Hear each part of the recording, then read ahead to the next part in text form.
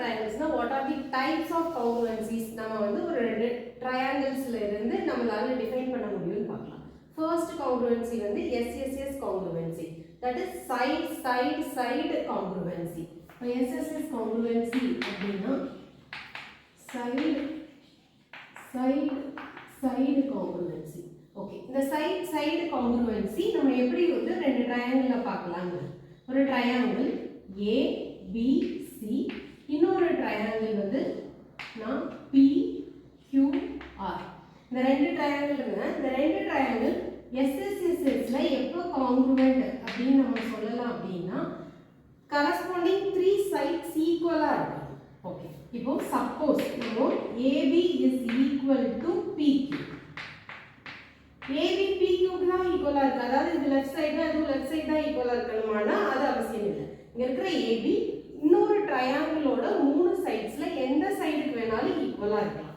AB equal to PQ and BC equal to PR, BC equal to PR and AC should be equal to QR, AC should be equal to QR.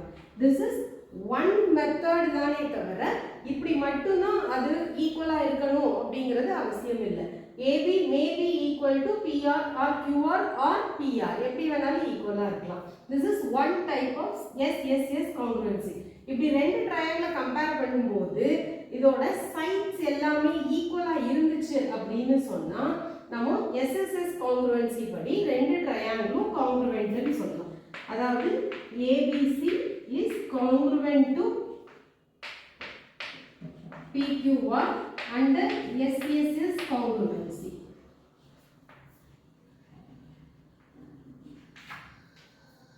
இதுதான் இதோட example method.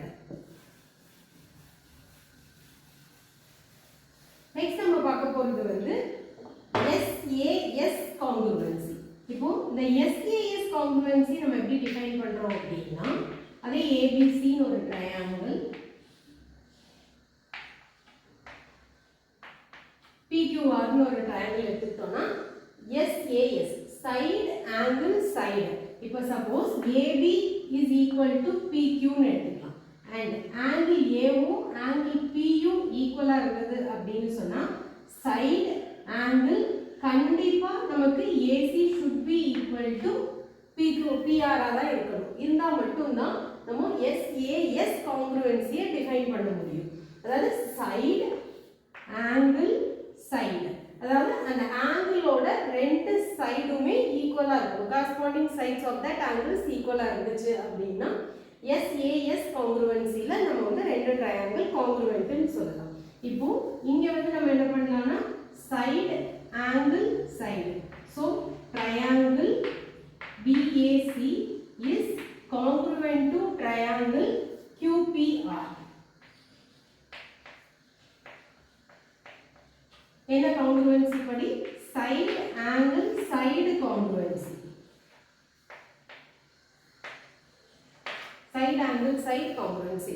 நல்லா கவனிச்சுக்கோங்க, இந்த ஆங்கிளுக்கு ரெண்டு சைடும் இருக்கக்கூடிய அந்த ஆங்கிளை மேக் பண்ணக்கூடிய சைட்ஸ் தான் நமக்கு காங்க்ரூவன்சிக்குள்ள வரணுமே தவிர இந்த ஆங்கிள் இந்த சைடை மேக் பண்ணல, இந்த ரெண்டு சைட்ஸ் இந்த ஆங்கிளை மேக் பண்ணல. BCங்கிற சைடு வந்து இந்த ஆங்கிளை மேக் பண்ணாததுனால BC ஈக்குவலா இருந்தது அப்படின்னா இது SAS காங்க்ரூவன்சி கீழே வராது.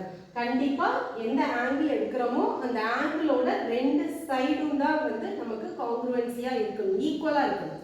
இருந்தா மட்டும்தான் நம்மளால வந்து ABCங்கிற ட்ரையாங்கிளும் PQRங்கிற ட்ரையாங்கிளும் காங்க்ரூவென்ட்னு சொல்லலாம். தேங்க்யூ.